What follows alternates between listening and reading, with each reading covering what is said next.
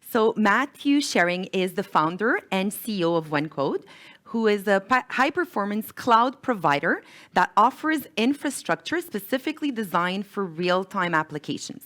So we're talking here about not SaaS, but IaaS, so infrastructure as a service.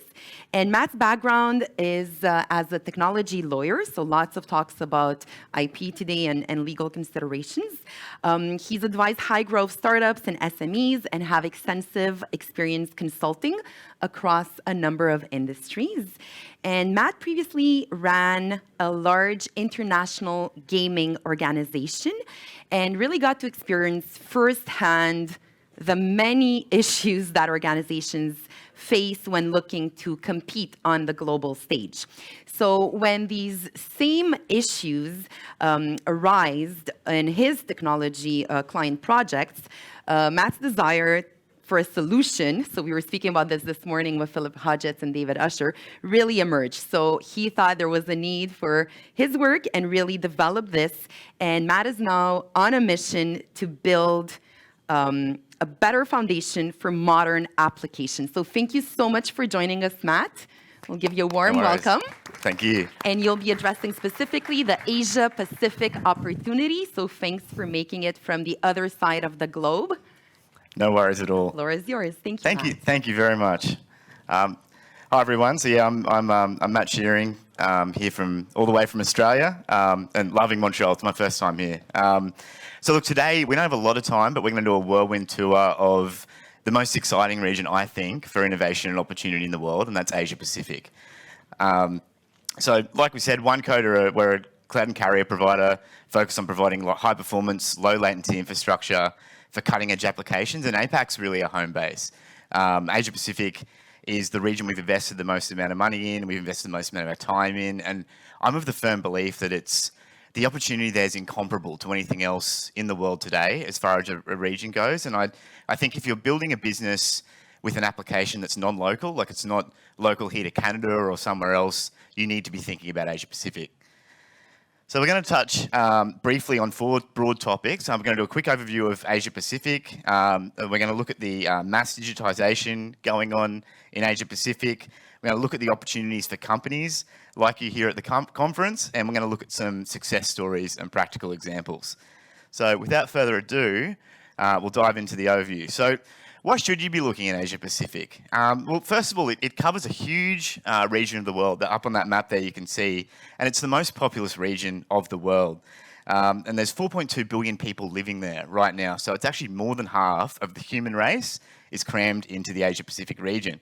It also accounted for $27 trillion in GDP in 2018, and that figure's growing rapidly. It's the fastest growing figure in the world.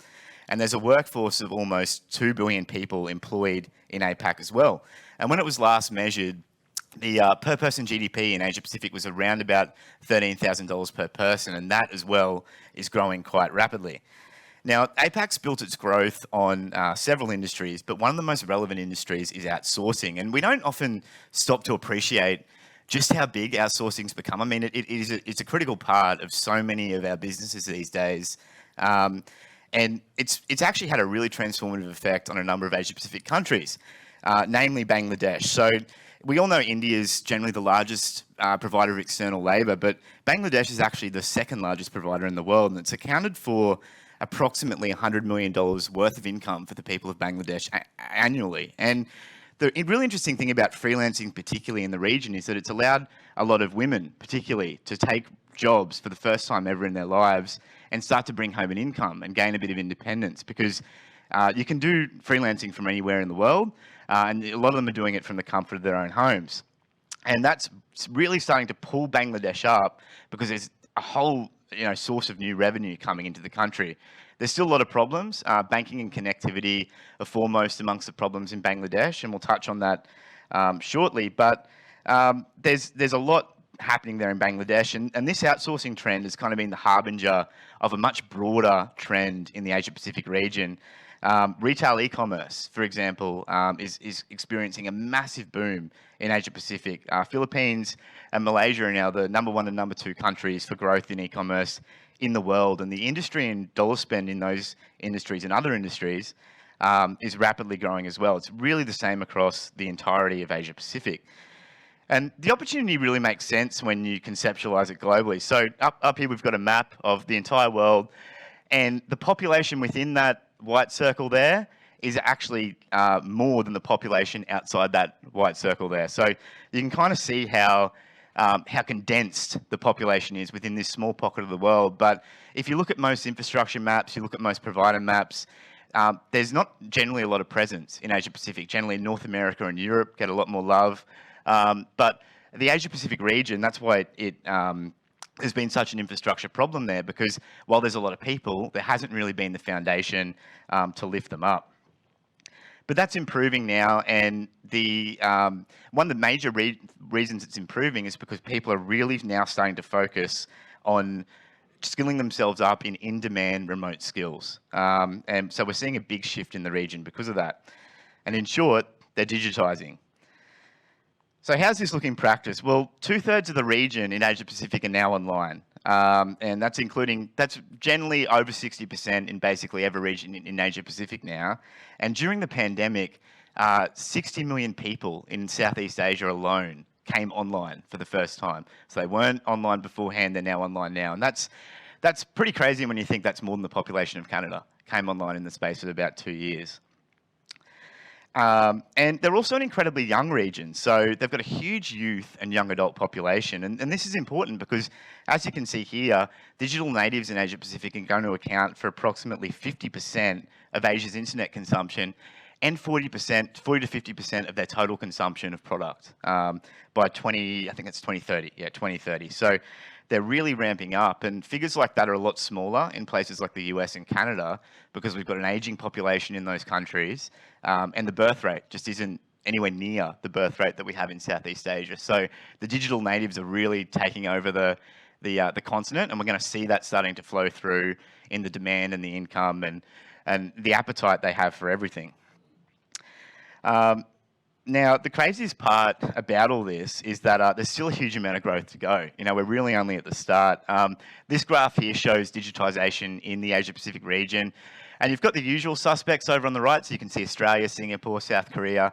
You'd expect them to have quite a high digitization rate already. But countries like Indonesia and Vietnam are rapidly digitizing as well. Like a few years ago, those figures were a lot lower. And one of the really interesting things, I think, is Bangladesh over there at 42%. So I mentioned Bangladesh earlier.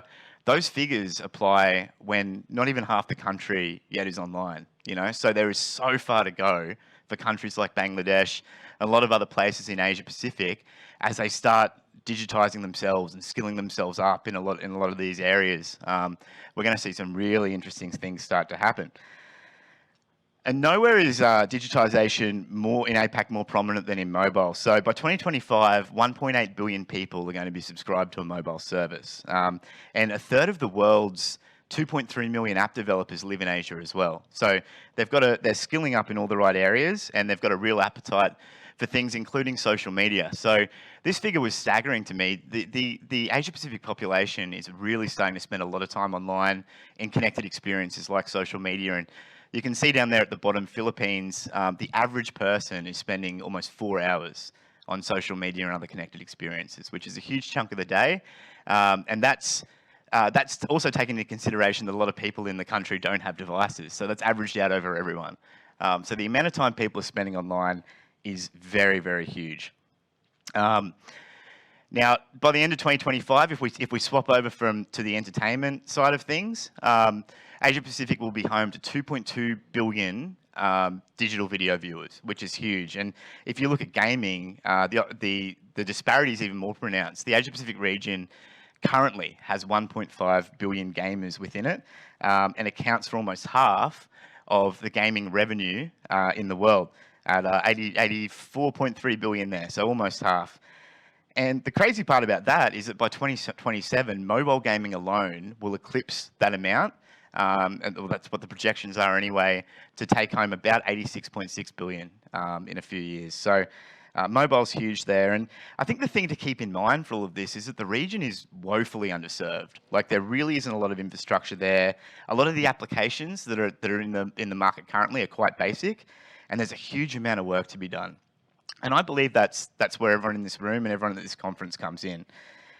Really is a huge opportunity now for companies to set themselves up as players in this region for the long term, because the ground is ripe and there's opportunities all over the place. So, for example, like the attitude towards AI in Asia is very positive. 71% of APAC businesses see AI as an essential ingredient for their businesses, and that's actually the most in the world. If you look at the rest of the survey, Europe and the Americas weren't anywhere near as receptive as what Asia Pacific is. So the attitude there is very, very receptive. But not only that, like the Asia Pacific is actually the region that is the most willing to share their data out of anywhere in the world. And like was discussed in some of the panels previously, data is such a critical component to everything we're doing in artificial intelligence and entertainment. Like if you don't have the data, it's very hard to build your models and get feedback. And the people in Asia Pacific are far more willing to share that data than anywhere else in the world.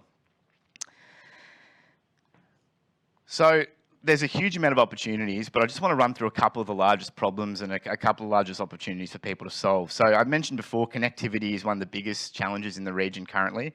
There isn't really the foundational infrastructure that we're used to in countries like here in Canada. And cloud and network infrastructure is really focused on North America and Europe at the moment. And so APAC really lags behind, and that's something that we're really focused on in the work we're doing. But financial services is another one.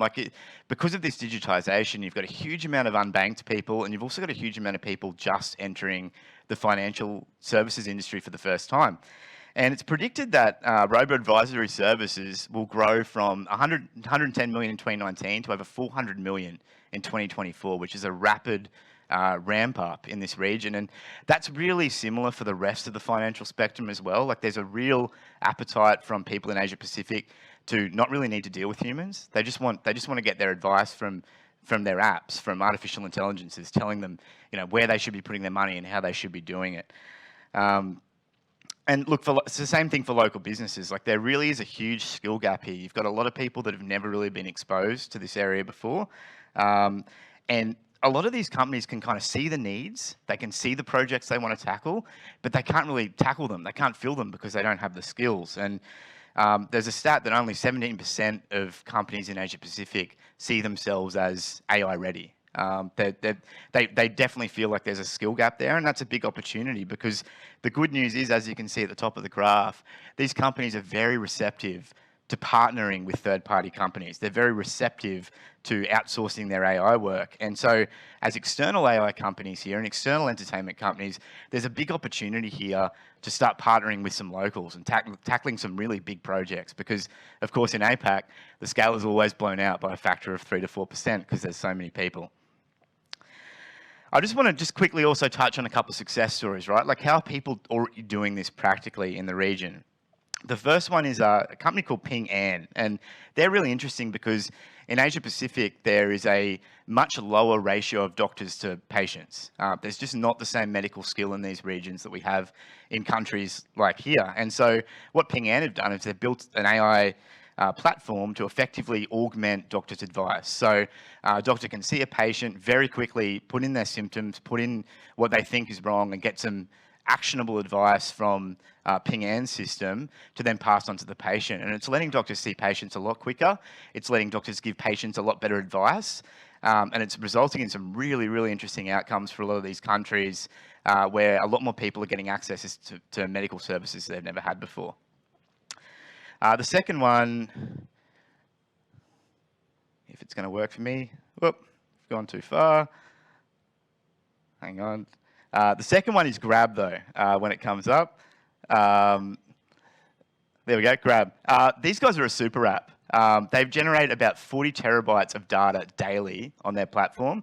And the really interesting thing about Grab is that 45% of the people that have entered the Grab ecosystem have said that they've started earning an income for the first time. So before they entered the Grab ecosystem, they weren't earning any income at all, and Grab's allowed them to earn an income. And AI is really at the core of what they did, and they've done it so well that Uber actually gave up within the regions they operate in, and they decided to merge because Uber couldn't compete with Grab. So these guys collect, on average, about 320 million kilometres of travel data each day, and they discovered more than 750 kilometres of undocumented road segments in Jakarta alone.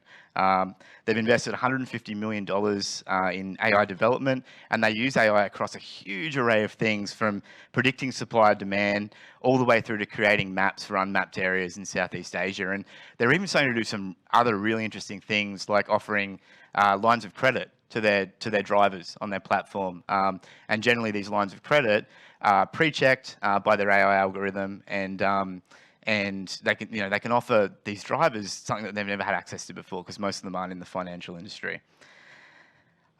Lastly, for us, our big focus is on building the rails to make all this happen globally, but particularly in APAC. Like, our belief is that there's a new generation of applications coming, and we're already seeing that, and many of you in this room are building that. So we believe that cutting-edge applications need cutting-edge infrastructure. So we're building latency-optimized networking, whole-of-region solutions, and high-performance compute. Generally, our compute's anywhere from 50 to 100% more performant than any other cloud offerings in the region. And that's because we really want to make sure that the technology can roll out in these areas. We want to make sure that as these new applications come, and they're serving so many people, that the infrastructure is there to actually get these applications to the people. So from here, I'd recommend including APAC in your business strategy. I think that if you take one thing away, that would be the biggest thing I'd say to take away from today. The attitude in this region is so ripe for people for companies to come in and work with partners in the region, work with people in the region. I think it's the perfect place for proof of concepts, trying new things. And I think you should be thinking about where you could fit in, because there's an incredible amount of potential in this region, and there's many, many partner prospects as well. So that's been a very whirlwind tour of Asia Pacific. Time was very short, so thank you for humouring me as I blew through this. But if you do want to go deeper, I'm going to be around for the next 2 days, so feel free to come and say g'day, and we can talk in more depth. Yeah, enjoy the rest of the conference. Thank you very much.